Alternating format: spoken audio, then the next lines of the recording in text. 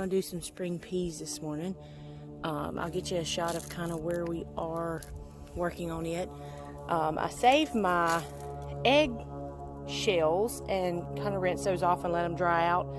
And I just crunch them up and throw them in the bed and kind of let that calcium absorb over time. As you can see, I've just pushed the straw over to the side, and I'm going to sprinkle some eggshells on here kind of crunched up and just kind of scour the top with my landscape rake. Not going to really dig those in real hard. If you look real close, try to get a close-up shot of this little guy. Got a little worm there crawling through the soil, so my topsoil's doing really well here. This kind of no-till method that I've started using in the last year, so we're going to see how this goes. Here's those shells just crunched and sprinkled on top, and I'm going to work those in.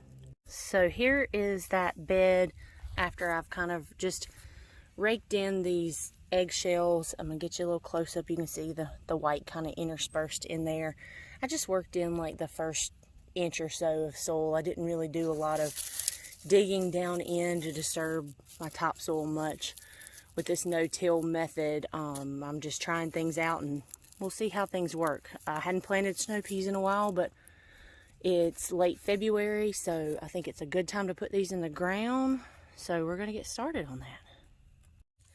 I'm just taking my landscape rake. Sometimes I'll use a smaller little rake to just go along and kind of make a little divot in my soil here. Work my way around my little trellises. Get that soil kind of just a little area in there to drop those seeds in and just pull the soil over. They don't need a lot of coverage. Let's take a chance. As you can see, I have created a little row here in my raised bed.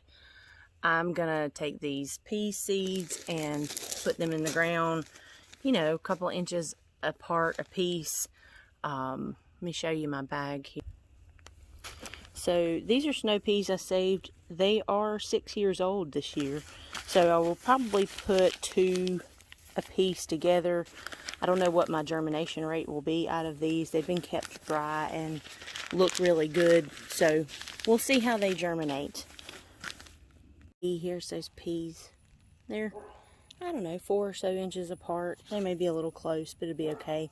And I'm just going to kind of take my glove and rake just a little bit of dirt over the top of them. They don't need to be really deep. We want them to be warm. Just pat that in. As they come up, we'll kind of rake a little dirt around them. I've just pulled the straw back over the beds where I've made my 2 little rows under my trellises here. There's plenty of videos that maybe talk about soaking these seeds. I, for the sake of time, didn't do that today, but it's going to rain for the next 3 or 4 days here in North Carolina, so they will get plenty of watering and soaking in the ground. Hopefully they come up. They're a little old.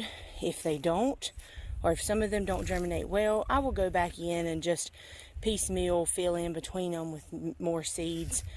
Usually that just means that it extends your harvest season just a little bit, so that works out really well for us here. Like and follow and share. Come back for more videos. Thanks, guys.